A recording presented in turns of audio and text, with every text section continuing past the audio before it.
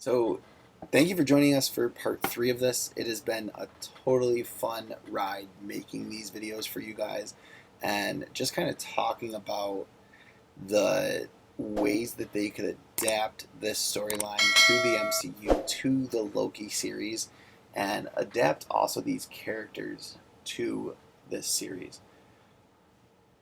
I am very excited to see where the finale ends up, and I'm so glad that you've joined us for part 3. Stay tuned, because not only am I going to talk about Kang the Conqueror and why I don't think he is going to be the man behind the curtain, and then I will reveal exactly who I think it will be at the very end of this video. But make sure to check out this amazing intro now.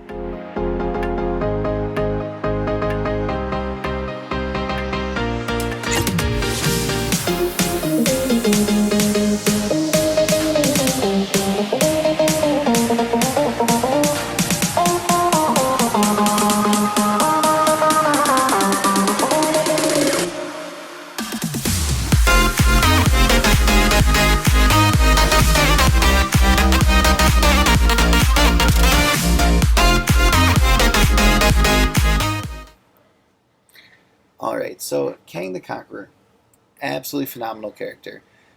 Very interesting. We know that he has an alter ego of Nathaniel Richards. We know that there was a giant Easter egg at the very beginning of episode 5 with the QENG on the old Stark Avengers Tower that we kind of believe was at some point in time bought out and taken over, not taken over, but refurbished by the Fantastic Four. So that's an interesting thing that we didn't get to see really who took it over, but we got to see a big Easter egg. And QENG, if you pronounce that, can also be considered Kang, or pronounced as Kang. So that's a very interesting Easter egg right there. And we also know that Nathaniel Richards had a company also spelled QENG. So now let's talk about why I don't think it's Kang. And this theory actually comes from someone I met while I was watching Black Widow. Right before we were watching, we started talking about Loki and all the MCU movies and what's coming out, what is out, and we got onto Loki and the topic of who is the man behind the curtain, or woman. And it's very interesting because he ended up saying this. You have a bunch of people who watch the TV shows, but the average viewer of the movies is not going to go watch all of the TV shows. So why would Marvel want to introduce this big baddie in a TV show that isn't going to be huge because it's the very last episode? So basically the thought is, to paraphrase, that Kang is too big of a character for just a TV show. We know that he is going to be part of Quantum Mania, Ant-Man and the Wasp, number 3.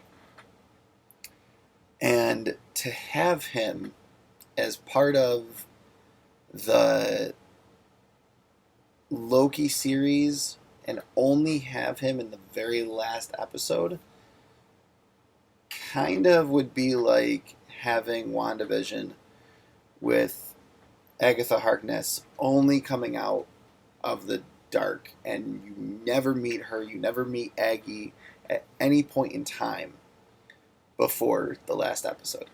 Same with Carly Morgenthau of Falcon Winter Soldier. You never meet her before the last episode.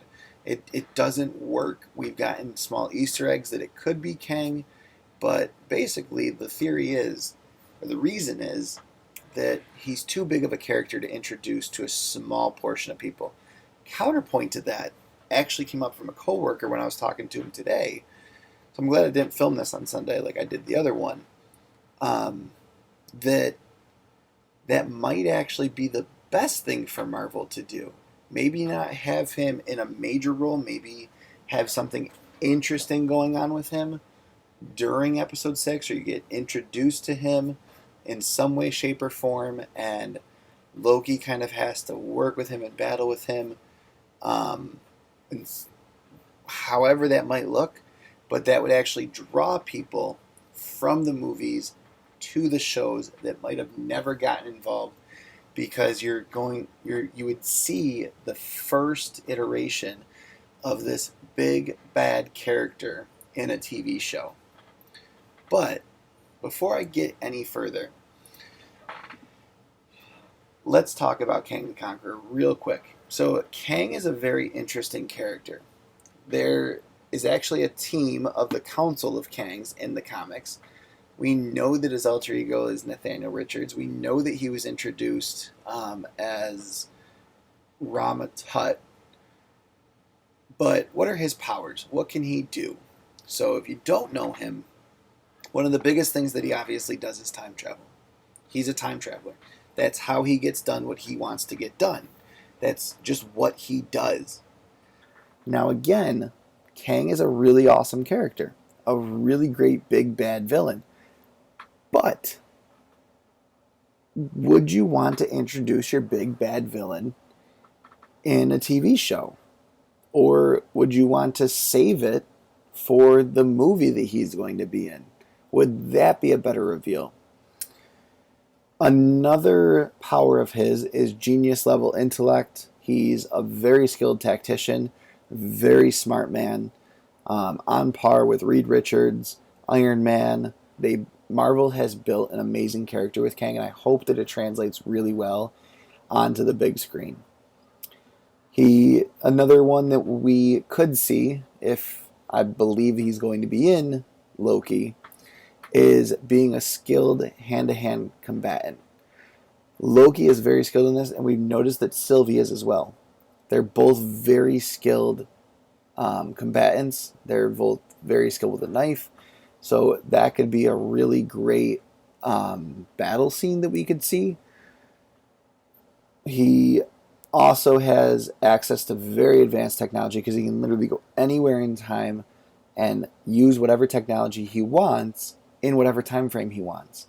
So that's kind of a really amazing power, is that he has that access to just anything in or outside of time. And also, his last one that we would most likely see in Loki is his highly advanced armor. So now let's talk about why I don't think it's going to be Kang. I don't think it's going to be Kang simply because I don't think that Marvel would do that. I don't think that we're ready for Kang. I don't think that it's the right time to introduce a big bad villain. And also the last episode of a series, yes, it would be really great, because if there is, and I believe there is going to be a season 2 of Loki, you can kind of kick that off, having Kang be the big bad villain at the very end. But he's such a big character for him to only get an episode, for Marvel to tease us like that, and for us to see just a small snippet might have the same effect that Taskmaster had, where it could just completely fall flat and people would not be excited for Quantumania, because this character that we know is going to be in a movie didn't really succeed in the show. And that could turn a lot of fans off to Ant-Man and the Wasp: Quantumania. That's my biggest reason. There's some very small, minor reasons of why I don't think it's Kang, mainly because I think that we're going to get introduced to another version of Loki, simply because this show is called Loki.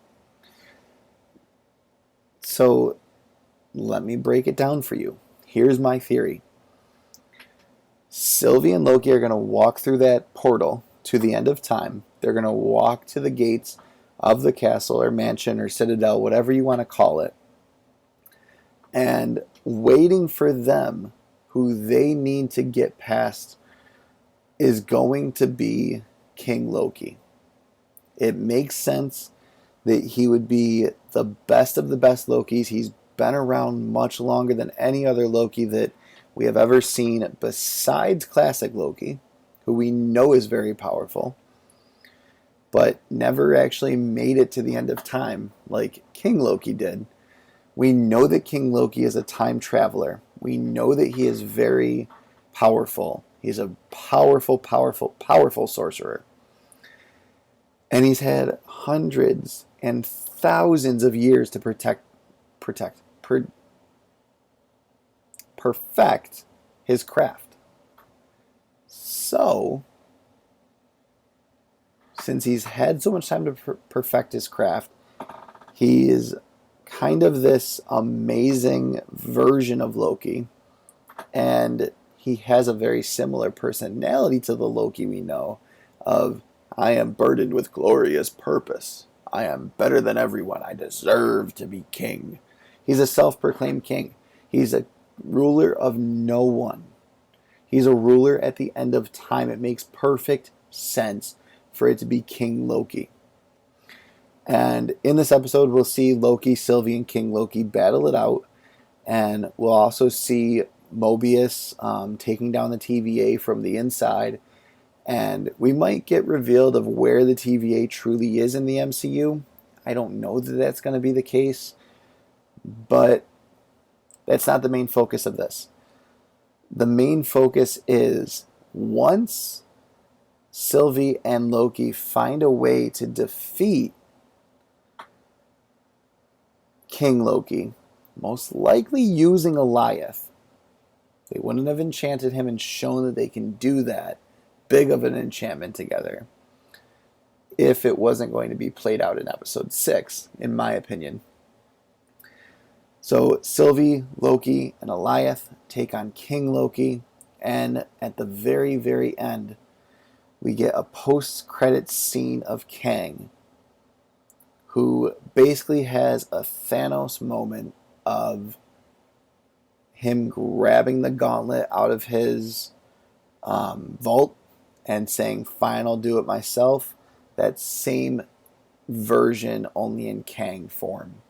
Of, I hired Loki to do this. I thought he'd be the right person no matter what came our way.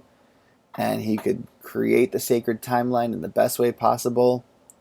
But he's just not strong enough. The Nexus level energy that Sylvie and Loki have shown to put off shows how strong they truly are. And that's what I think will happen. I think King Loki is going to be sitting in that castle, and Kang is going to be somewhere else, watching over everything at the end of time, and then we're going to get a Kang reveal and the main villain reveal all in one episode, but not a major battle with Kang. I don't think that we're going to get Loki versus Kang, Loki and Sylvie versus Kang, alioth versus Kang. I just don't think that in the very last episode it makes sense to introduce Kang and have him play out his role in just one episode. He's too big of a character to be a one episode character. Even Carly Morgenthau was too big of a character to be a one episode character. Like, it's amazing what we've seen the MCU do with these TV shows, and I can't wait to see where they go with them. But based on everything that we've seen so far, it makes sense for King Loki to be the figurehead of the man behind the curtain, and the man behind the curtain being Kang, the one who's pulling the strings, the one who has made sure that at the end of Endgame, a lot of the Avengers who he knows can defeat him were gone. He's built the sacred timeline for himself to succeed in his goals and conquer as much of time and space as possible. And he's used, all the while, been using King Loki and his psycho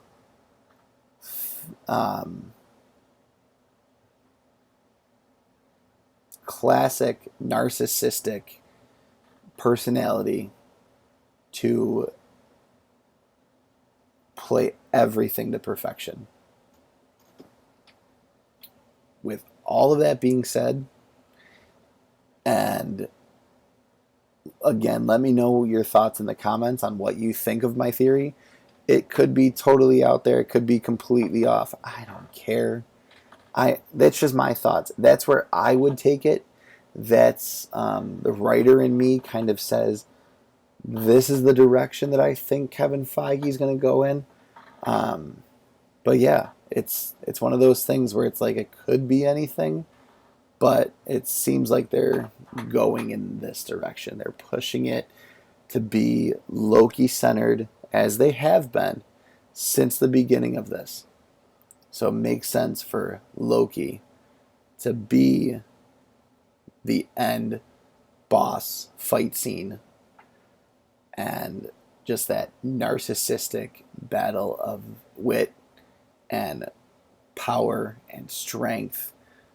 And we'll also see what powers, if we do see King Loki, we'll see what powers he has. We obviously know that Loki and Sylvie believe and have seen that they are much more powerful than they were ever led to believe. So, I'll leave you with that. Let me know your thoughts in the comments. Make sure to like this video. If you have not already subscribed to the channel, please go ahead and do so. And when you subscribe, make sure to turn that notification bell to all, so that way you are getting all of our excellent videos that we are putting out. I'm not doing a video on Wednesday this week because I want you guys to go watch Loki. I will be doing a video on Thursday at 7 a.m. announcing the beginning of our 750 subscriber giveaway, and we're just going to roll with it from there. Again, have a great day. Thank you for watching, and as always, loungers unite, and thank you for lounging with us.